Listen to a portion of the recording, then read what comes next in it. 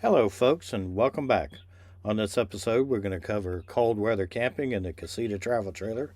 And as you can see here from the water filter I left out by accident last night with the icicle sticking out, I clearly didn't follow my own advice at this campsite.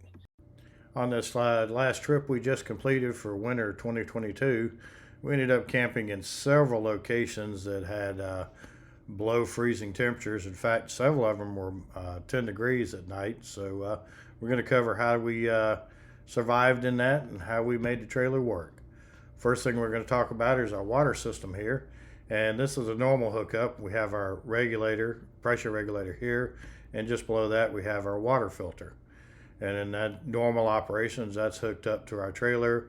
And you'll see we use the elbow so it doesn't, the water line goes straight down instead of sticking straight out.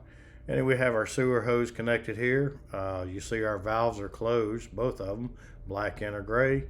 And then we have it into the actual sewer system. Under normal operations, I'd come out every morning and I'll empty the black tank first. I just emptied a little while ago, so there's not a whole lot that comes out here. But once my black tank is empty, I'll go ahead and close that valve and I'll empty my gray tank. And that helps flush out your line from where you just did your black tank.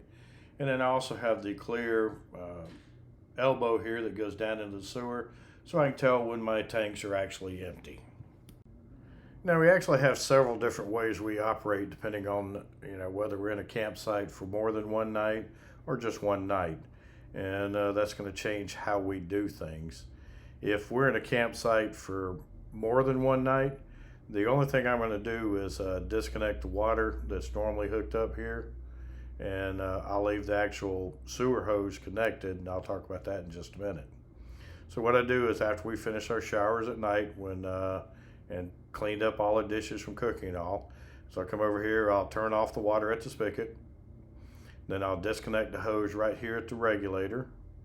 I'll unhook the hose from the filter and I'll drain the regulator and the filter out and I'll put those up. Then I'll disconnect the hose from the trailer here, put my caps on the end of the hose, and then I'll drain out the actual hose so there's no water to freeze in it. Now on the sewer lines here, if we're going to be here for more than one night, I'll go ahead and I'll drain my black tank first, and then I'll drain my gray tank once my black tank's finished, and I'll leave both of these valves open. That's basically so any water we use at night from the system actually drains out and doesn't freeze in the lines. And then the next day, once we get above freezing, I'll just come out and close both tanks and we're fine. Now, if we're going to be in an area where we're going to be here for more than or only one night, I'll go ahead and do the same thing and I'll disconnect my water line here and drain my hose, drain my filter and all, and I'll go ahead and put all that up. Then I'll go ahead and drain my black tank, drain my gray tank, and then once they're both drained, I'll go ahead and put the sewer hose up completely, put the cap on it, and then whatever water we use that night, we'll just take to the next campground with us and dump it there. The nice thing about the Casita travel trailer is your black tank, most of your plumbing, and your freshwater tank are all inside the fiberglass, so you really don't have to worry about those freezing. These pipes out here that you're looking at right now where you go to your drain, that's the only thing you got to really worry about freezing. Now, with that being said, before you can make any of this work, anytime I get to a campground, I'll come around here and I'll fill the freshwater tank, which is through the connection back on the back here.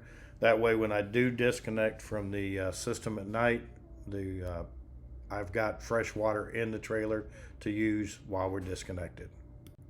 Now, one exception to this, if I'm going to be in an area that's going to be freezing at night and during the day, I will not leave my tanks open, and what I'll do at night after I've drained my tanks is I'll dump some of this antifreeze for RVs down both drains. I put about half a gallon in each, the black tank and the gray tank, and that helps keep the valves and the outside lines from freezing at night.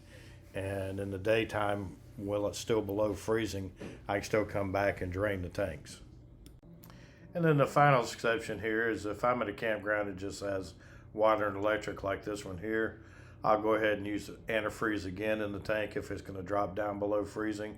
And this just keeps my valves from freezing so that when I go to the dump station in the morning, I'll be able to dump with no problems. Hey folks, well that concludes our cold weather operations here. I hope this helps you out. And we're going to leave you with a picture here of a beautiful sunset from a Corps of Engineers campground outside of Little Rock, Arkansas. And if you have any questions about how we operate or whatever, just go ahead and shoot me a line. And we just want to let you know that we appreciate your watching, and we'll see you in the campgrounds.